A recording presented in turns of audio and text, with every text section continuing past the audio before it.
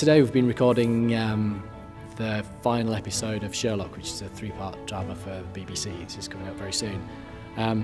My role today, I've co-composed the music with David Arnold. The two of us write together on various different projects, and I was also conducting the orchestra too. And it's very much a team sport in so many different ways, recording, whether it's to picture or recording a production album. And it is the bit that I absolutely love. We're always really tired when we get to this stage because everybody's been up all night for days and days, but then the thrill of actually being in the studio with the musicians, making music live, never wanes.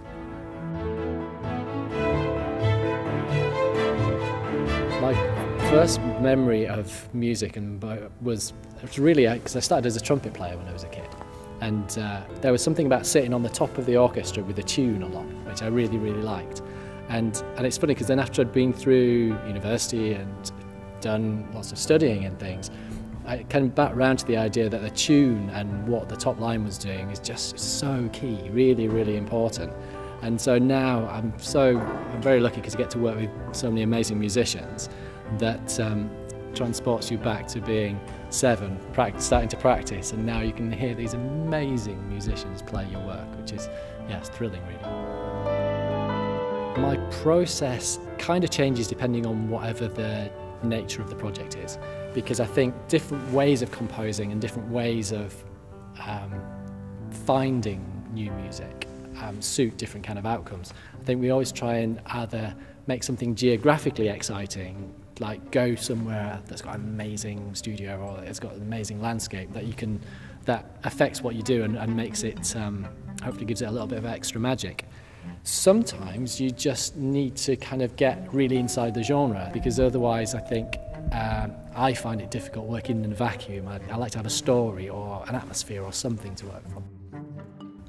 The KPM Dramedy album, it's a fabulous example, I think, of working together with KPM and making that combination between the film work that I'm already doing and having that directly feed into the work that I do for KPM.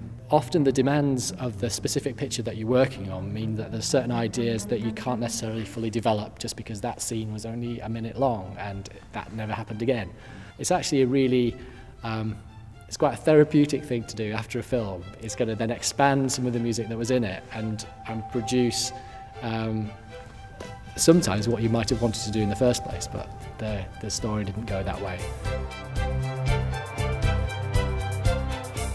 The sense of excitement for what I do and what we all do as a team on sessions, no, it never goes. It really never does. Even in the really late nights and a lot of sitting in front of computers, which is what a lot of us do these days. Absolutely not. You walk into the studio and there's just something about the performance that just lifts you every time. And I think if it stops being like this, if I stop getting that little tingle on the back of my neck when I walk into the studio, then I should go and do something else, because it is supposed to be about excitement, and it's supposed to be hopefully about you being able to create that in your music and with the players, and then that comes through, I think, in your tracks and in your music.